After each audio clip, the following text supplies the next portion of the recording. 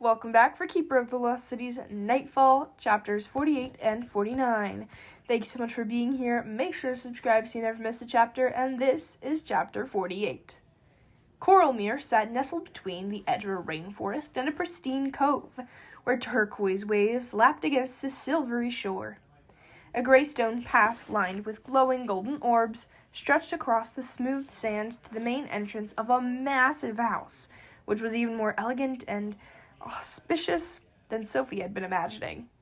Tiers of golden roofs crowned the square towers that formed the four corners of the outer wall, all of which had been built with blocks of crystal and garnet and amber, and three massive inner towers jutted from the center of an interior courtyard, made of the same sparkly bricks but also decorated with gilded moldings and balconies around every window.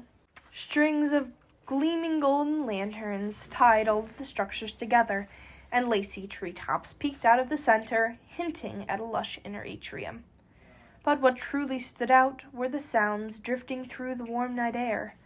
Hundreds of wind chimes rang from somewhere within the courtyard, blending with a cacophony of soft whistles created by the long metal tubes lining the eaves. Paired with the crashing surf and the rustling palm trees, it felt like they were surrounded by an ever-changing symphony. "Yeah, I know," he said, when Tam noticed Sophie's and Bianna's wide-eyed stares. "Now you see why my parents refused to leave this place." "What do you mean?" Bianna asked, unpinning her bun and unraveling her ashy hair. Sophie did the same, noticing for the first time how hard her hands were shaking. She'd tried to channel that anxious energy into her legs, keeping them moving forward. That was the goal right now. Don't stop, don't think, don't panic. She'd given Marilla the Starstone hairpin and sent her back to Havenfield so that Tam's parents wouldn't know she was connected to the Black Swan, and so Marilla could have the collective send Livy to help with Alvar's injuries. Tam kicked the edge of one of the path's stones. Well, a beachfront house isn't exactly an ideal location for a newly manifested hydrokinetic. So when Lynn started having problems, some of the counselors suggested my parents move somewhere drier, but my mom said she'd be lost without the sound of the sea. Apparently that was more important than her daughter. Though, of course, she claimed it was Lynn's fault for not trying harder to control her ability. Sophie shook her head, not sure how she would face his parents without shouting at them. Bianna tugged at the tangled strands of her hair.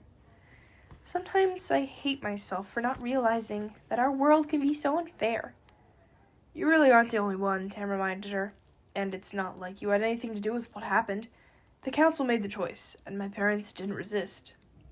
"I guess. But my family's a part of it. The Vacker legacy?" She made air quotes with the words.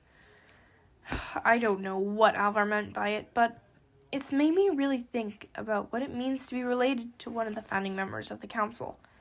All these decisions we keep questioning, like the prejudice against multiple births and the ban on pyrokinesis, those are all things Fallon probably decided. "Even if you're right, he didn't make those decisions alone," Tam reminded her. "There were other members of the council who had to agree. And there have been lots of other counselors since who haven't felt the need to change anything." "I know," Bianna mumbled, "but some were a part of my family too, along with tons of the nobility. And all my life, I've had everyone treat me like I'm special because of it. Because I'm a Vacker. But maybe the Vackers aren't so awesome as everyone thinks. Maybe we've messed up the world." She pointed to her unconscious brother, who looked so pale as he hovered between them that Sophie almost wondered if they hadn't shielded him well enough during their light leap. "You can't change who you are, or who your family is," Tam told her. "Believe me, if I could, I would. All I can do is make sure we're living by what we believe in." "I guess." Bianna looked away. "Sorry, I didn't mean to make this about you. Is Lynn going to be mad at you for bringing us here?" "Not mad," Tam said, "but I need to hail her as soon as we get Alvar settled and let her know what's going on." "You're sure you're okay with this?" Sophie had to ask. "We can find somewhere else." "It'll be fine," Tam promised. taking a long look at the house before he started moving forward again. Besides, I'm pretty sure you're about to give my parents a panic attack, so that'll be fun. His smile looked forced as he led them to the gilded front door and started pounding hard enough to rattle the wall. He didn't stop even when the windows blared with sudden light. "All right," Tam's father shouted. "I'm coming! What kind of—" The rest of his outburst morphed into a gasp as he threw open the door. His black hair was sticking out on one side of his head and smashed down on the other, and his silver blue eyes were puffy with sleep. "Try not to look so happy to see me," Tam said as he shoved his dad aside and marched into the house. "What's the meaning of this?" his dad barked, tripping over his silky black robe as he scrambled to get away from Alvar's floating body. "What have you done?" "Nothing," Tam told him, motioning for Sophie and Bianca to follow him. "But thanks for assuming the best of me." "You show up at my door in the middle of the night with a floating body, while you and your friends are covered in silver paint," Ash, Tam corrected, shaking his arms and sending silver-white flecks flying all over the spotless golden floor. "Well, congratulations," his father told him, slamming the door so hard the chandelier trembled. "You found something that looks more idiotic than your bangs." "Quan?" a female voice called from down the hall. "Who are you talking to?" "It's nothing, Maya," Tam's father called back to her. "Go back to bed, my love. No need to trouble yourself with this." "Trouble myself with what?" Maya asked, her voice much closer. Tam went rigid when his mother peeked into the room. Her ebony hair hung in two loose plaits, and her cheeks were flushed pink like her daughter's, until she spotted her son. Then all color drained away. "Tam?" she whispered, clutching the ends of her blue, flowery robe as she stepped closer. "Where's Lynn, and why are you filthy, and why—" She screamed when she noticed Alvar behind him. Lots of shouting followed, with both of the songs demanding different answers, but Tam told them nothing as he floated Alvar down the mirror-lined hall. All Sophie and Bianca could do was follow. It passed a series of gilded fountains, filling the air with rippling gurgles until they reached the house's inner courtyard, where thousands of glowing wind chimes cast a soft light as they swayed from the branches of flowering trees. Beneath the canopy, urns of lacy plants lined a series of reflecting pools filled with colorful fish and crowning the wide, flat lily pads. It was breathtaking and peaceful, the kind of space Sophie would normally want to spend hours in, but all she could think about was how the extra water must have amplified Lynn's struggles. "So, where exactly are we going?" Bianca asked as Tam tossed open the arched doors to one of the towers and started up a flight of jeweled steps.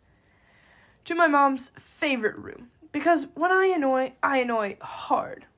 "Stay out of your mother's studio!" his dad yelled behind them. "Can't stop me," Tam shouted back. "It's fine," his mom said as she ran to catch up with her son. "Use whatever room you need. Just tell me what's going on." Tam ignored her, climbing all the way up to the top floor, which was so high up the air had turned mostly silent. The only thing waiting for them was a pair of stained glass doors. Maya grabbed Tam's arm as he reached for the handles. "This," she shuddered as she took a glance at Alvar, "is the Thacker boy, right? The one I hear has been working with those awful people?" "Yeah," Sam admitted as Bianca slouched lower. "And no one can know where he is, okay? We needed to stash him somewhere unexpected, and everyone knows this is the last place I'd go, so—" Maya flinched. Tam pretended not to notice as he yanked open the doors and snapped his fingers to turn on the thin strands of twinkling lights that stretched across the enormous hexagonal room. Sophie had been expecting the studio to be for recording music, but it turned out to be an artist's dreamland. Each angled wall was dedicated to a different medium: watercolor, sculpture, ink, charcoal, colored pencils, and something that involved tiny glass pieces. Floor-to-ceiling windows divided each station, and twinkling moonlight streamed through the square skylights. "Is that Lynn?" Bianca asked, frowning at a painting in progress of a smiling teenage girl with black hair and silver eyes. The resemblance was there, but certain details were off. The lips were too thin, the cheeks were too slightly wide, and the silver touches were noticeably absent from the ends of her hair. "It's my best attempt," Maya said quietly. "The only way I get to see her." Tam snorted. "I noticed there isn't one of me." "No?" Maya flicked her wrist, using telekinesis to spin the canvas around. "It's hard to capture your intensity," she admitted, "but I did my best." She looked so small, so sad. It almost made Sophie feel sorry for her. Until she remembered the scraggly tents that Tam and Lynn had been forced to squat in for years. She also noted that Maya had conveniently left Tam's silver bangs off the portrait, and she'd painted it in a way where you could only see one of her twins at a time. "Here," Maya said, rushing over to the round table in the center and sweeping the scrolls of the canvases and pots of paint hastily to the floor. "Set him down here. It'll make it easier for your physician to examine him." Tam did as she requested, gaping at the mess. Vivid splotches of thick paint stained the floor. "I spilled ink on your sleeve once, remember?" he said quietly. "Dad made me stay in my room for 2 days. Maya looked away. Things change. For a second, Tam's eyes seemed to brighten. Then the shadows crawled back and he shook his head. "Not enough." Maya fussed with one of her braids. "Can I get you anything else?" "Towels," Sophie told her, "and bowls for water so we can try to clean Alvar up." Maya nodded. "I'll be right back. There's a bathroom at the end of the hall. If any of you feel like washing your faces, I can get you spare clothes too." "We're fine," Sophie said, then realized she shouldn't speak for her friends. Bianna's eyes were on her brother as well. "I'm staying right here." "Think his bonds are enough?" Tam asked, giving them a good hard tug as his mother left. "I don't think he'll be waking anytime soon," Sophie reminded him. Bianna wandered over to Tam's portrait, pretending to study it closely, though she mostly seemed to be wiping her eyes. "Will you be okay without me for a second?" Tam asked. "I need to talk to Lynn." "Of course," Sophie told him. "Take as long as you need." "Should I assume your sister is taking similar risks tonight?" Tam's father asked from the doorway. Tam shrugged. "You don't get to care if she is." Quan blocked Tam from pushing past him. "You brought your troubles to us, Tam. You chose to involve us." "Then how about you don't ruin it?" Tam snapped back. "How about you take this chance to do one nice thing for us without making your own selfish demands?" Quan opened his mouth to argue, then closed it and stepped aside. "Everything okay?" Maya asked, as Tam stalked out of the studio. No one answered. She made her way to the center table, managing to avoid stepping in the paint as she set down the golden tray she'd been carrying, laden with towels and bowls and a steaming pitcher of water. "Should I—" "Here," Sophie said, taking the cloth from her. Not that she had any idea where to begin. Under the bright lights of the studio, Alvar looked even paler, and his wounds were so dark and jagged. She tried dabbing at a few, but that only seemed to break the scabs. So she settled for making a warm compress for his forehead, and another for his neck and hands. "How long do you think it'll be before your physician arrives?" Maya whispered. A knock rang through the house in answer. Quan stalked off to get the door, and Sophie's breath caught when she heard more than Livy's voice greet them. The next few seconds were a blur, and then Livy was dashing to treat her patient, her face covered behind a mask again, as Fitz ran to his sister and Grady crushed Sophie with a hug. "I think I'll go check on my son," Maya said quietly as she watched Sophie sink into Grady's arms. Sophie buried her face against Grady's chest, letting a few of the tears she'd been fighting slip free. "I know you already know this," Grady whispered, stroking his hands gently down her back. "But we will find them." "We will," Fitz added, transmitting the words directly into her head. "Whatever it takes." Sophie peeked out of Grady's embrace and locked with Fitz's beautiful eyes, feeling fresh tears when she noted his grief. "This is not your fault," she told him, before he could voice the apology forming in his mind. "Maybe not, but I'm still so sorry." His gaze strayed to his brother, and the rage in his mind turned into a storm. "I'll break his consciousness apart if that's what it takes to find them." She could tell he meant every word, but memory breaks weren't the kind of thing that they should be deciding out of anger, and they always took a toll. "I'm hoping it won't come to that," she told him. "If you and I could find our way through Dimitar's mind, I'm sure we could poke around Alvar's head and find what we need. But if we don't," Fitz pressed, "then we'll figure it out." "You guys might want to wait outside for a minute," Livy warned, though Sophie realized she needed to call her physic, removing a pair of shears from the black case she'd brought that looked like a tackle box. "I need to cut off the rest of his clothes to check for wounds." I'll need the clothes when you're done, Grady told her, to check them for trackers. Sophie froze. I didn't even think about that. What if... Relax, Grady said, gently guiding Sophie, Bianna, and Fitz into a smaller space outside of the studio and closing the door.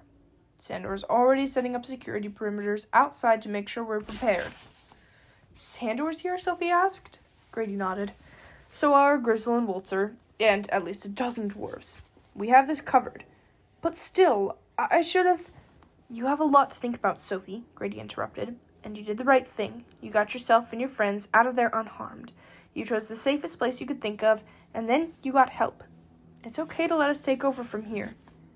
Physic pulled open the doors and handed him a satchel of bloody scraps. It's safe to come back now. He's under a blanket.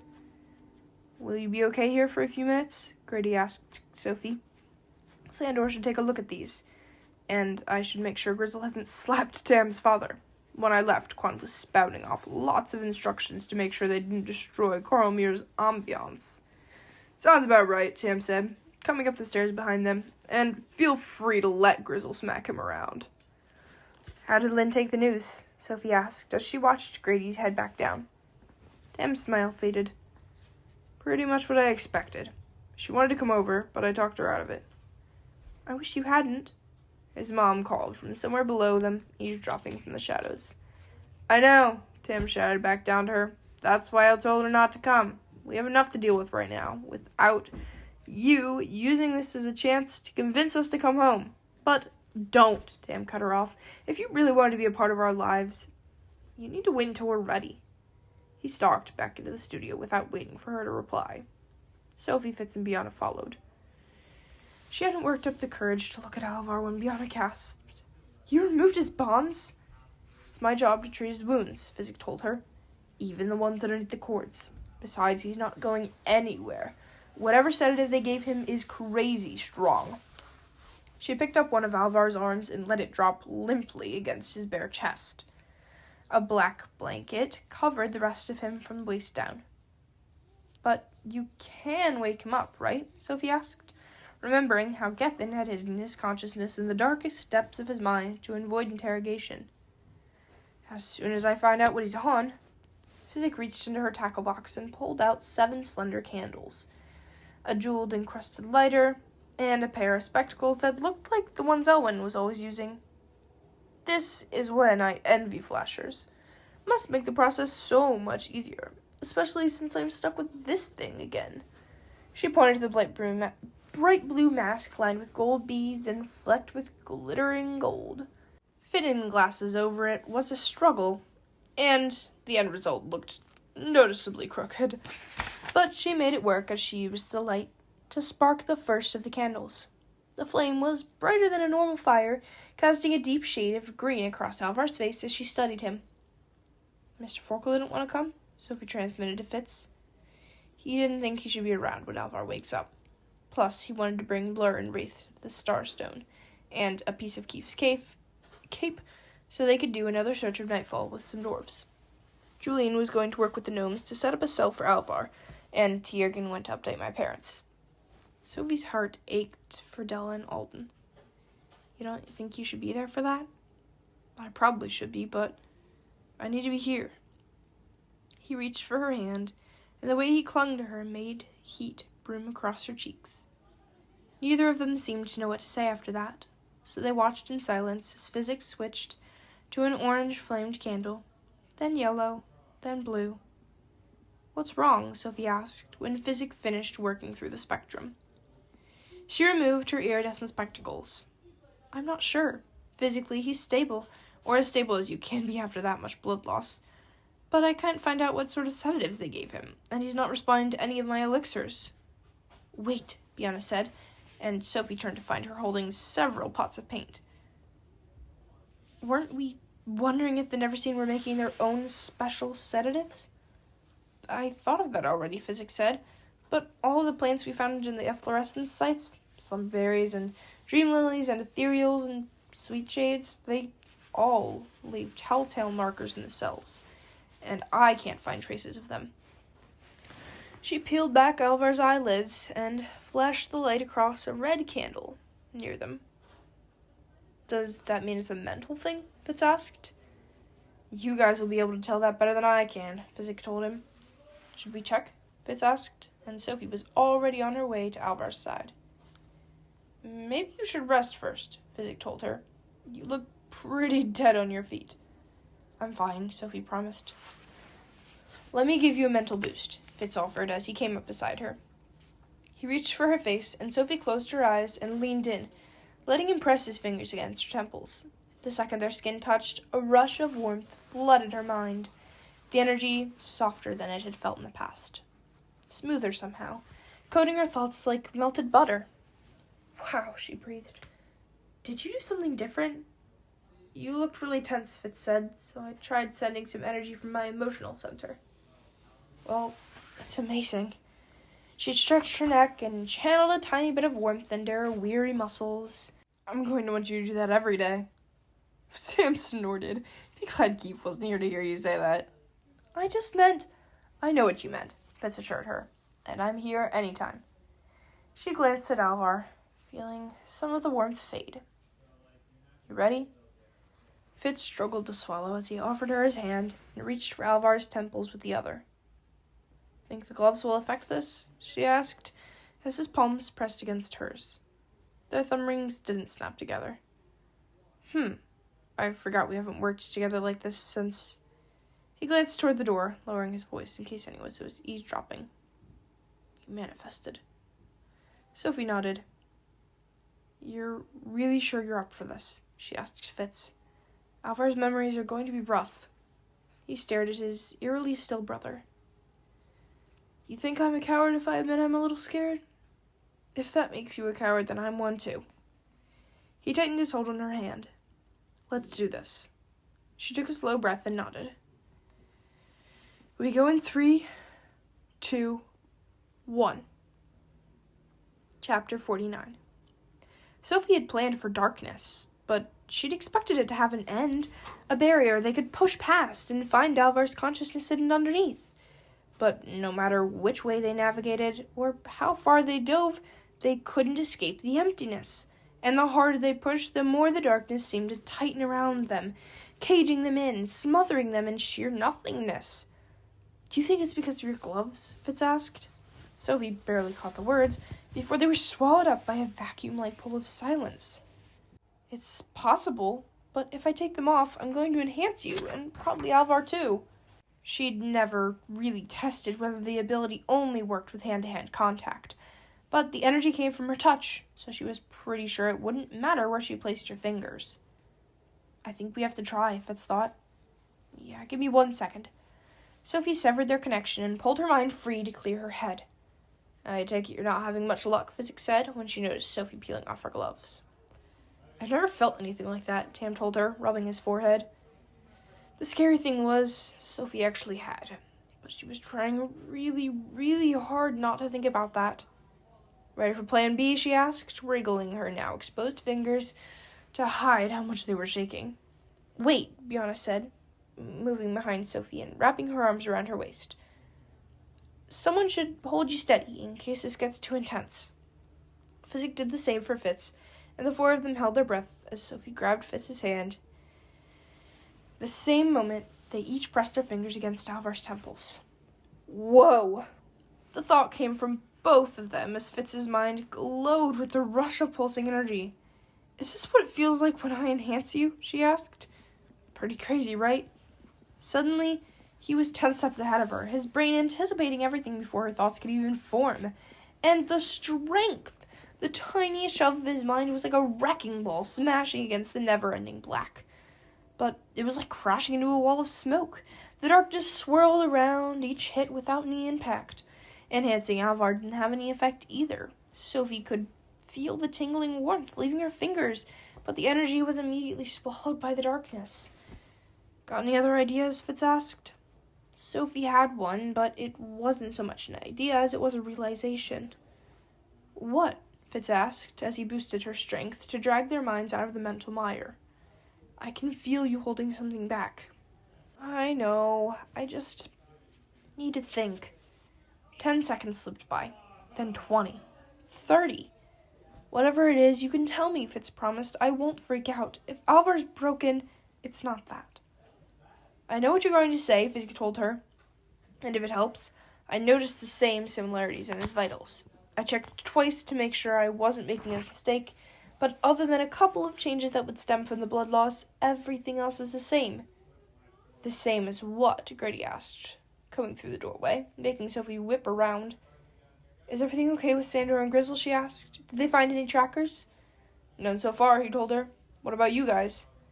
Sophie turned back to Alvar, searching his features for any signs of life, any clue that her theory might be wrong. His deep gashes were now sealed, leaving angry red lines on his clammy skin, and there were purple bruises around his mouth, but mostly he looked distant, unreachable. What were you and Physic talking about? Fitz asked. What does Alvar remind you of? It's not what, Physic corrected, it's who. Neither Sophie nor Physic seemed to be the one that wanted to say it, so they did it in unison. Prentice. That concludes chapter 49, and we're on to 50 tomorrow. I'll see you then. Bye!